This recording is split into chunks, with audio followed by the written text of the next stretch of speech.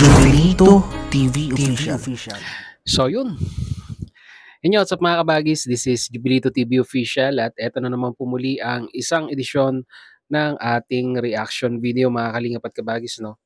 So for today's reaction video mga kalingap at kabagis, gawa lang po natin ng reaksyon at muli po pagbibigyan ng ating personal opinion regarding po dito, no, sa pag-real talk ni Kuya Bal Santos Matubang kay Dave.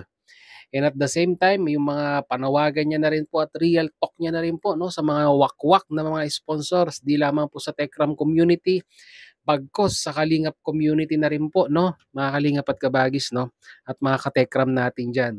At tingnan natin kung mahihimasmasan pa kaya itong si Dave sa panawagan at pag-real talk ni Kuya Bal Santos Matubang.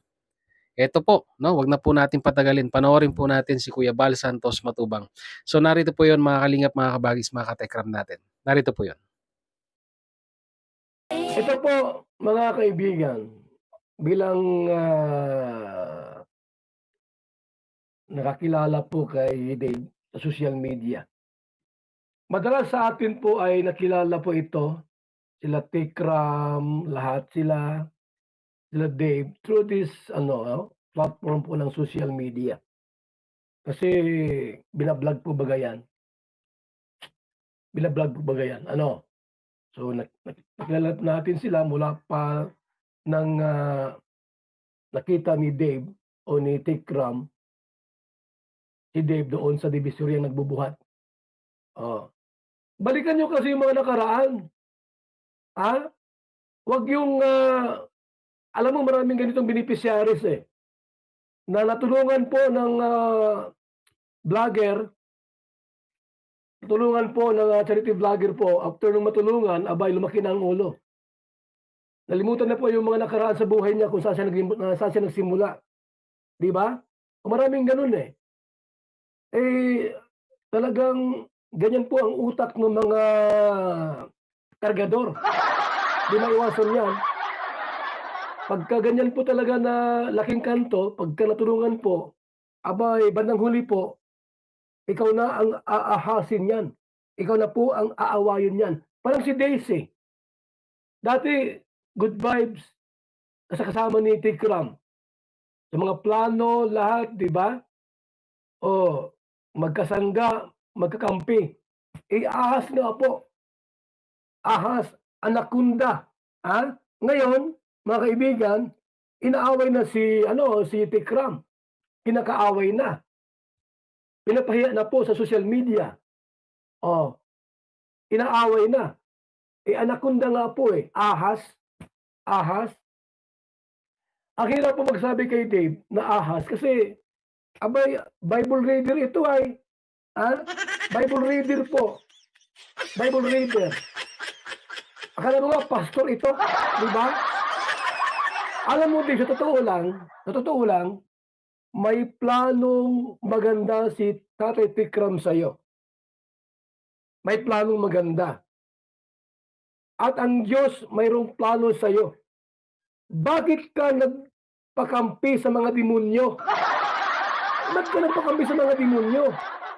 Wala kang pag-asa dyan, Dave. Na kay Tekram ang pag-asa mo kasi anak ng Diyos yan May takot sa Diyos yan. Itong si Tatay Tekram mo. Yung mga yan sa kinampir mo, mga demonyo man yan. Wala kang pag-asa yun. Abay, hanggat maaga pa at hindi pa sarado ang puso ni Tatay Tekram mo, bukas pa ang kanyang damdamin ng puso niya, abay bumalik ka. Iwan mo ang mga demonyo na yan. Iwan mo yung mga yan. Yung mga umampun sa'yo, iwan mo sila. Mga wakwak yung mga yan. Mga wakwak yan. Walang pag-asa dyan. Wala kang kinabukasan dyan. Sa totoo lang, Dave, na kay Tekram, Tatay Tekram mo ang iyong magandang bukas. Anak ng Diyos at makatao. May takot sa Panginoon. Yung mga ganyang buhay mo ngayon sa kanya, may pagdidisiplina. Kasi nga, hinuhubog ka niya Hinuhubog ka niya kasi baka balang araw maging pastor ka dyan. Ang galing mo sa Bible. Ang galing mo sa Bible, di ba? Baka balang araw maging pastor ka. nandiyan ka sa mga demonyo. Wala kang pag-asa dyan. Lumayas ka dyan sa kanila.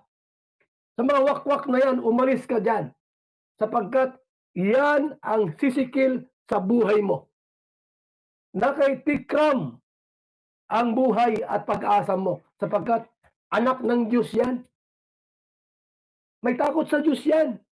Dave, bumalik ka dyan hanggat may pag-asa pa. May araw pa. Kapag ang puso ng Tatay Tikram mo nagsara, paano na? Paano ang puso ko kung wala ka?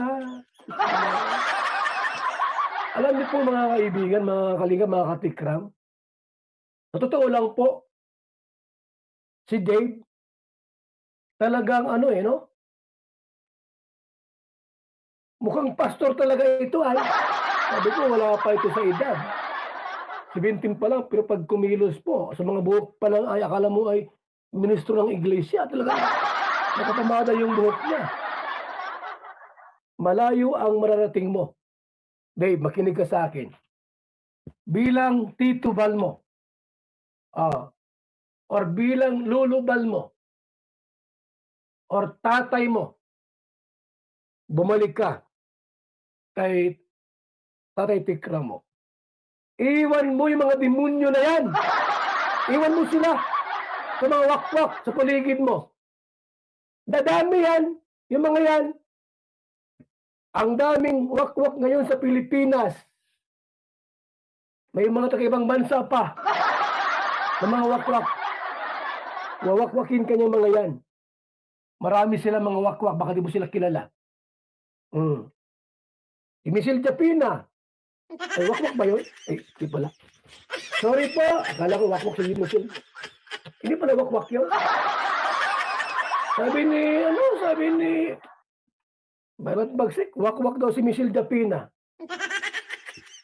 Nagbago na tayo. Nagbago na po yan, mga kaibigan. Pambira si Barat Bagsik. Sabi sa akin ni Barat Bagsik, Kuya Mal, wakwak yan si Michelle Japina. Sabi ko, nagbago na yan. Nagbago na yan. Oo, nagbago na yan.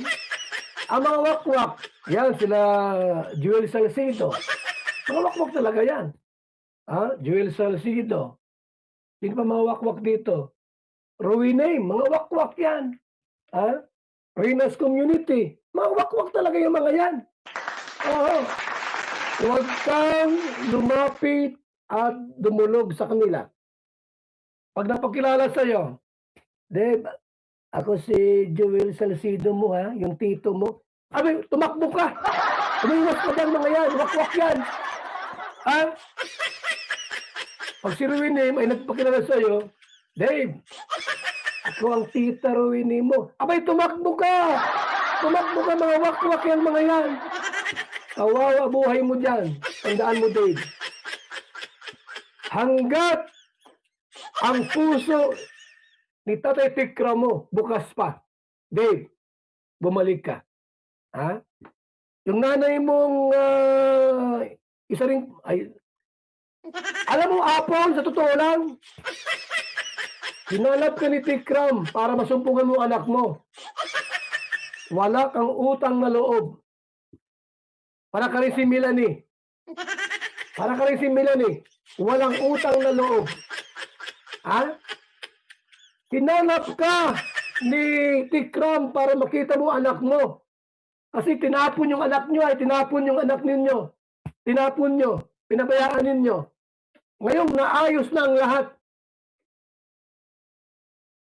Binihisan, pinagwapo, tinulungan ni Tatay Tikram. Ngayon, wala kang ugali. Gusto mo sampalin kita dyan? Wala kayong ugali kay Tatay Tikram. Pinabayaan ninyo na hamakin, balahurain ng mga wakwak na yan. Abay, pumuntahan mo yan si Tatay Tikram, magsuri kayo.